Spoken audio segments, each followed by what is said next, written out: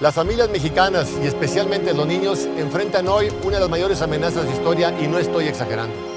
Y es que el Senado acaba de aprobar una reforma sobre derechos humanos que aunque tiene cosas muy buenas, también tiene otras muy malas. Es como si nos regalaran un gran banquete, pero acompañado de una copita de cianuro. Y eso no, así con cianuro no queremos. El enredo es tal que reconocidos católicos festejan al mismo tiempo que grupos abortistas y pro-gays. Y es que la reforma juega con las palabras, es confusa y se presta para hacer un gran caos en su interpretación. Básicamente hay 4 problemas. La pérdida de libertad religiosa con la modificación que dice que el Estado podrá decretar medidas restrictivas a los actos religiosos de culto público. La apertura al aborto, sin importar los meses de gestación, al cambiar la palabra individuo por la de persona, pues un bebé en el vientre materno puede no ser considerado legalmente persona. La gravísima pérdida de nuestra soberanía jurídica con relación a la definición e interpretación de los derechos humanos, pues ahora serán los extranjeros los que nos definan nuestros derechos. Incluso los estados de la República ya no participarán en las reformas constitucionales sobre derechos humanos. Que por cierto, la reforma no dice que es un derecho humano. ¿Derecho al aborto? ¿Derecho de los niños a recibir educación y servicios sexuales sin el consentimiento de sus padres? Y por último, la no discriminación por preferencias sexuales, cualquier cosa que ellas sean. Y sobre este tema vamos a profundizar, enfatizando que no se debe discriminar a nadie simplemente por el hecho de que se trata de un ser humano. Y eso es bastante.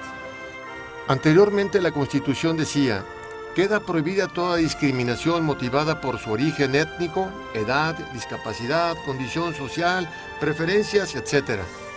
Pero ahora a la palabra preferencias le pusieron apellidos y así solamente se prohíbe la discriminación por preferencias sexuales.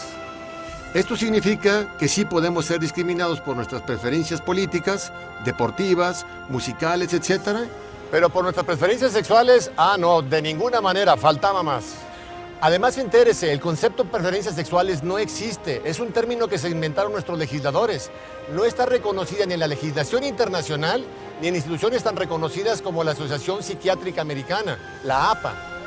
Es la misma APA la que describe 23 comportamientos sexuales. Ojo, no preferencias. Y entre ellos hay varios considerados como desviaciones sexuales. Estos son algunos: homosexualidad, bisexualidad, transexualismo, pedofilia, transvestismo, fetichismo, voyeurismo, exhibicionismo, sadismo sexual, masoquismo, etc. Tal como quedó la reforma, nuestros senadores quieren que no discriminemos, por ejemplo, a pedófilos, sadomasoquistas, fetichistas. ¿A qué se refieren con no discriminarlos? ¿Querrán abrir en México una sucursal de la Asociación Norteamericana para el Amor entre Hombres y Niños? ¿Grupo pedófilo que busca la legalización de las relaciones sexuales entre adultos y niños? Siendo optimistas, no creo que se estén refiriendo a esa no discriminación, pero mire lo que sí va a suceder. En todas las escuelas mexicanas, públicas y privadas, se deberán enseñar a los niños todos esos comportamientos sexuales, pues de no hacerlo, las escuelas estarían discriminando a las personas que tengan esas conductas.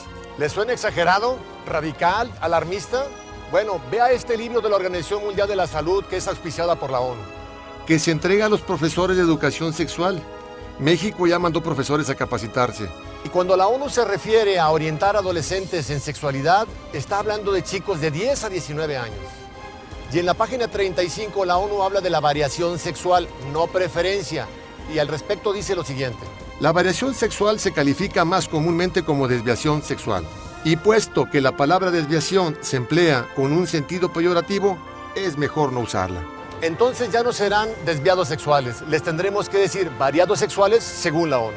Y en la página 36 nos indica cuáles son algunas de estas variaciones, que dice no son necesariamente nocivas. Imagínese una clase de quinto de primaria hablando de sadomasoquismo o transexualismo. Aquí está el libro para que lo consulten los escépticos. Pero además, será obligatorio enseñar a los niños desde kinder que el matrimonio puede ser de un hombre con una mujer, o de hombre con hombre, o de mujer con mujer. Pues de no hacerlo, las escuelas estarían discriminando a quienes tengan una unión homosexual. ¿Le sigue sonando exagerado? Déjeme decirle que a escondidas, el gobierno mexicano ya empezó a educar en la homosexualidad desde kinder. Ve aquí un ejemplo. Esta imagen es de un libro de la biblioteca de la Secretaría de Educación Pública para el Jardín de Niños. Sí, ahí está, junto a los cuentos infantiles. En este libro les enseñan a los niños de una forma grotesca, fuera de contexto y vulgar, que mamá y papá juegan encuerados en su cuarto cuando se encierran con llave, que hay mujeres que se enamoran de mujeres y que hay hombres que se enamoran de hombres. En resumen, le da la bienvenida a los chiquitines al mundo homosexual. Y si usted como padre no está de acuerdo, lo van a meter a la cárcel. Como ya le pasó a David Parker en el estado de Massachusetts, quien fue arrestado por tratar de evitar que su hijo de 5 años le enseñaran que cuando crezca puede ser gay. En Alemania, una madre de familia numerosa pasó 43 días en la cárcel por haberse negado a someter a 3 de sus hijos a las lecciones de educación sexual del Estado, donde a los niños se les enseña: mi cuerpo me pertenece, así que yo puedo hacer con él lo que yo quiera. Y al día de hoy han sido sentenciados 53 padres por lo mismo. Para allá vamos. Pero la amenaza de esta no discriminación también afecta a la libertad religiosa, al pretender que católicos, evangélicos, judíos, musulmanes, etc., reescriban la Biblia, el Corán y la Torah para evitar cualquier mención en contra de los homosexuales.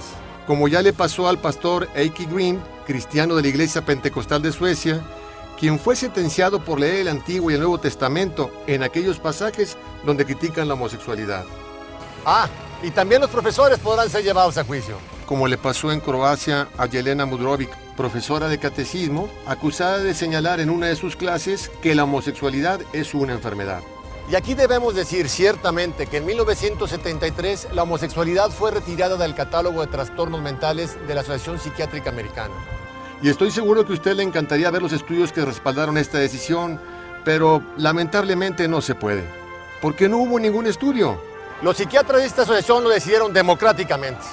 El 58% de los que asistieron a esta convención votaron porque se quitara la homosexualidad y el 42% decidió que se quedara.